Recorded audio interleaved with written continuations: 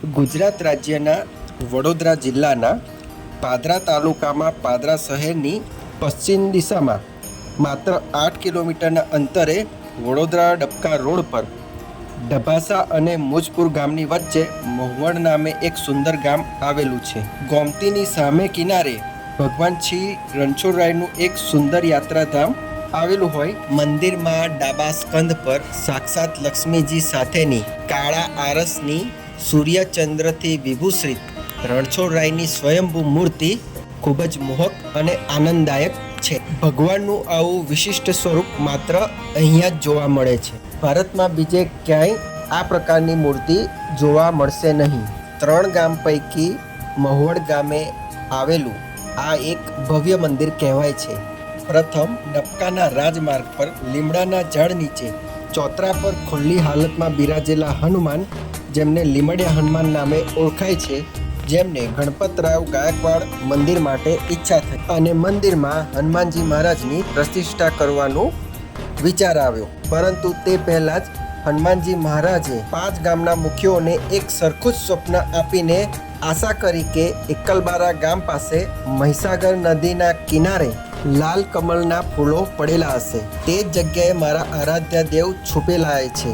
તેમને બહાર કાઢી મારી સાથે તેમની સ્થાપના કરજો. સ્વપ્નની આજ્ઞા પ્રમાણે 5 ગામના મુખીઓ પોતાની સાથે ગામના આગેવાનો લઈ બળદગાડાઓમાં બેસીને સ્વપ્નમાં જણાવેલ એકલબારા ગામે ભેગા થયા અને કિનારા પર તપાસ કરતા જૂના કમળના તાજા ફૂલ પડેલા હતા. ત્યાં ખોદકામ કરતા ભગવાનની સુંદર મૂર્તિ મળી આવી. સાથે સફેદ રંગની એક વાછરડી સાથે ગાય પણ હતી. મૂર્તિ એક અને લઈ જનારા 5 ગામના આગેવાન દરેકની એવી ઈચ્છા હતી કે ભગવાન પોતાના ગામે પધારે તો મંદિરની સ્થાપના કરીએ. એકલબારાના તે વખતના ઠાકોરશ્રી દરબાર ગગુભાઈએ વચ્ચે પડી સમાધાનનો માર્ગ સૂચવ્યો. 5 ગામના નામનો ચિઠ્ઠીઓ લખીને એક નાના બાળકના હાથે ઉપાડ્યો. જે ગામની ચિઠ્ઠી નીકળશે તે ગામે ભગવાનની સ્થાપના કરવાની અને બાકીના 4 ગામ તરફથી આ પવિત્ર કાર્યમાં પૂર્ણ સહકાર આપવાનો.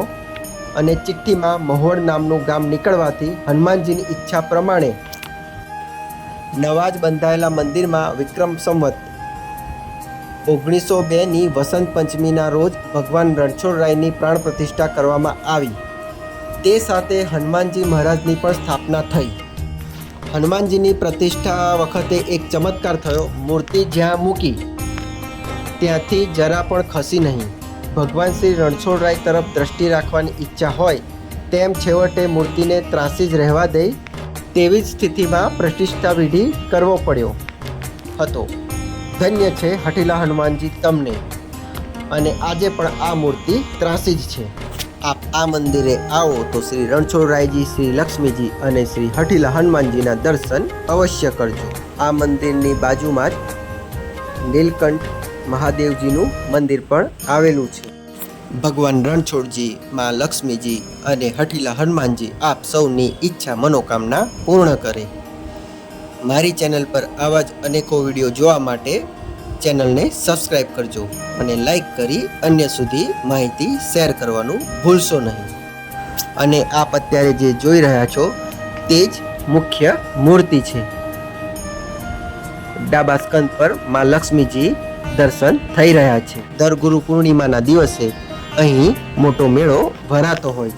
દર વર્ષે મહાસુદ પૂનમના રોજ ભગવાનનો પ્રાગટ્ય મહોત્સવ ઉજવવામાં આવે છે. અન્ય વિડીયો સાથે ફરી મળીશું. જય રણછોડ.